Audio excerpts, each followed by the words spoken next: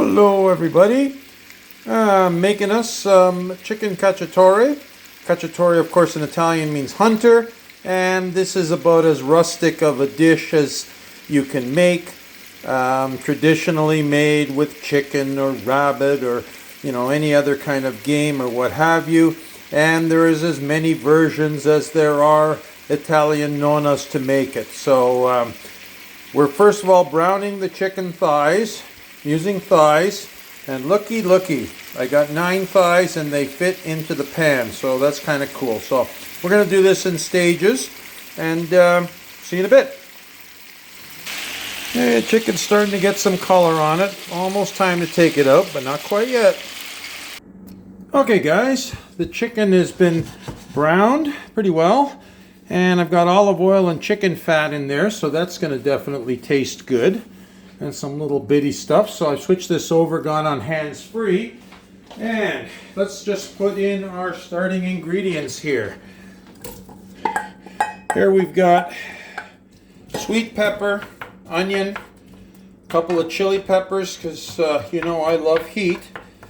And these are going to all start sautéing. We're going to add our garlic shortly, but I never want that to burn. So yeah, this should have been hotter. Yeah, stupid me. That's okay. Because I switched over burners from the other one so I could use my little hands-free gizmo here. But that'll come up really quickly. Also, almost forgot, olives. I'm using the Greek Kalamata olives. Any ones will do, but I really like the flavor of these. Should add to the dish.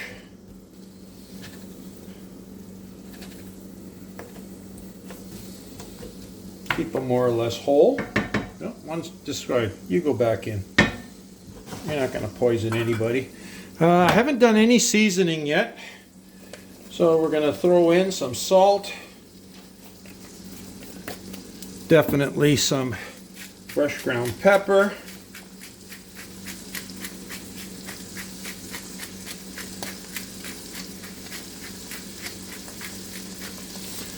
And go up to the spice cage up top here. Some thyme. I use a lot of thyme. I love it. And in this case, a little bit of oregano. I do sometimes I don't. Okay, that's nicely sizzling up now. So that's starting to turn into something. I can turn this heat back down a bit. The flavors start to marry together.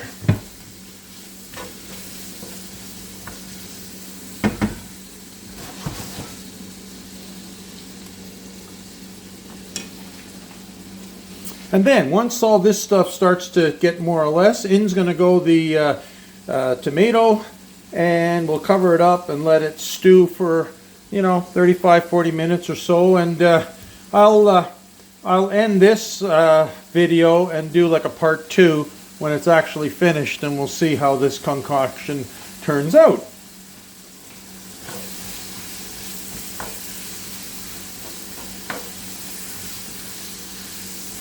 And yes, for those of you that were sharp enough to notice, I apologize. I used canned mushrooms. It's a pantry special staple when you're in a bind, but that's okay. Most of the time, at the end of the day, it don't matter.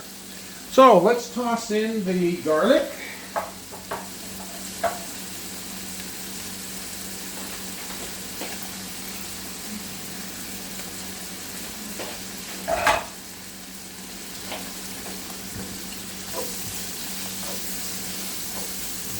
Three cloves of garlic.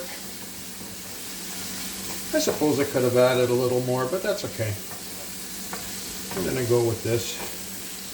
Another couple of minutes of this sautéing up. And a great measuring tool when you're sautéing is just look at the onions. As they start to get translucent, as you guys know, they're pretty well done.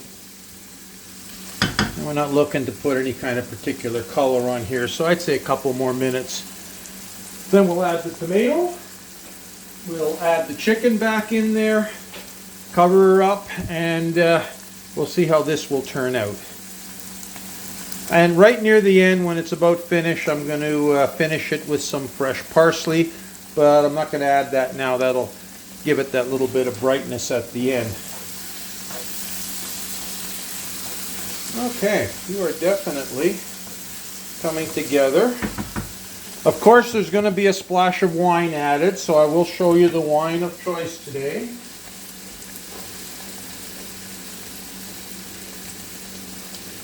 I am going with a Spanish Cabernet Sauvignon, Gran Coranas, and a 2020.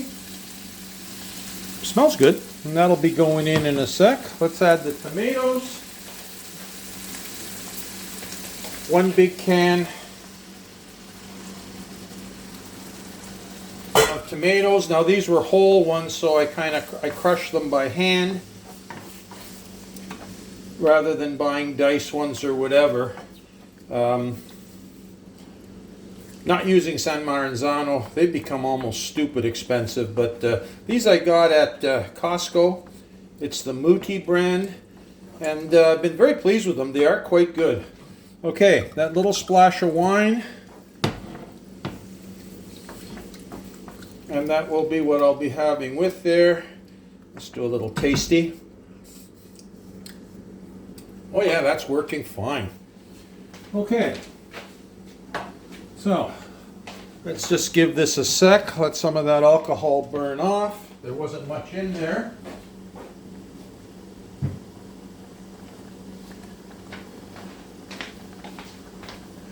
And now let's fit the chicken back in. Again, I'm using chicken thighs, bone in of course.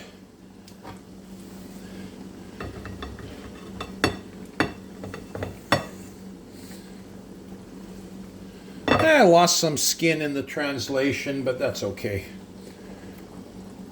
You guys know with me, it's all about flavor. It's not about a cooking scorecard. And look at that.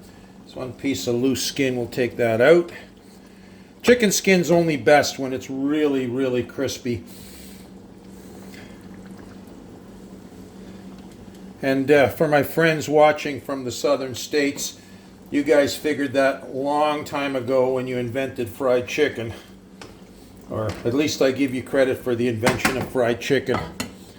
Okay, that is there. Now, we'll get a lid on this. I'm even going to crack it a tad so it might reduce. Turn the heat down. And in about 30-35 minutes, maybe a little longer, we will see what we have. And this will be the end of part 1, and I'm going to come up with a part 2 later. Thank you all for watching. Hey, maybe like and subscribe if you like this. Thanks.